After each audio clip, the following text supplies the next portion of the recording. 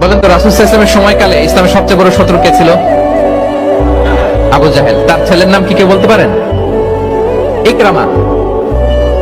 ইকরামা অনেক যুদ্ধে মুসলমানদের বিরুদ্ধে ছিল, মক্কা বিজয় পর্যন্ত ইসলাম ধর্ম গ্রহণ করে নাই, অনেক সাহাবাকে হত্যা করেছে। রাসূল সাল্লাল্লাহু আলাইহি ওয়াসাল্লাম যখন মক্কা বিজয় করলেন, সে ভাবলো এবার তো আমার খবর আছে। সে পালালো, পালাতে পালাতে ইয়ামান চলে গেছে। তখন এক মহিলা সাহাবী রাসূল সাল্লাল্লাহু আলাইহি ওয়াসাল্লামকে বললেন, ইয়া রাসূলুল্লাহ, আপনি যদি আমাকে অনুমতি দেন, আমি ইকরামাকে খুঁজে বের করব, আপনার কাছে নিয়ে আসবো। রাসূল সাল্লাল্লাহু আলাইহি ওয়াসাল্লাম বললেন, যাও, ইকরামাকে আমি আমান দিলাম, সিকিউরিটি দিলাম। এই মহিলা সাহাবী যে খুঁজে নিয়ে আসলো, ইকরামাকে কনভিন্স করলো। ইকরামা লজ্জিত হয়ে বিষ্ণু সাল্লাল্লাহু আলাইহি ওয়াসাল্লামের কাছে আসলো। কত বড় শত্রু! বিষ্ণু সাল্লাল্লাহু আলাইহি ওয়াসাল্লামের অনেক আত্মীয়কে হত্যা করেছে, সাহাবাদেরকে শহীদ করে দিয়েছে, আবু জাহেলের সন্তান। সে যখন লজ্জিত হয়ে উঠে চড়ে বিষ্ণু সাল্লাল্লাহু আলাইহি ওয়াসাল্লামের কাছে আসলো, বিষ্ণু সাল্লাল্লাহু আলাইহি ওয়াসাল্লাম তাকে দেখে প্রথম যে কথাটা বললেন সেটা হচ্ছে, মারহাবান বির-রাকিবিল মুহাজির।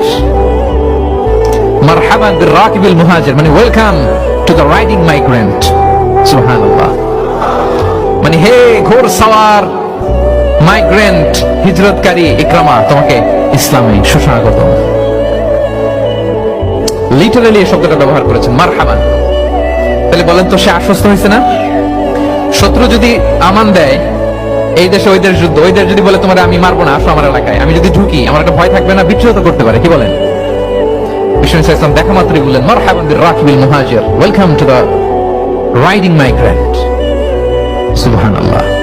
ওইখানে দাঁড়িয়ে ইকরামা বলল, আশহাদু আল্লা ইলাহা ইল্লাল্লাহ ওয়া আশহাদু আন্না মুহাম্মাদুর রাসূলুল্লাহ। শাহাদা পড়ে মুসলমান হয়ে গেল।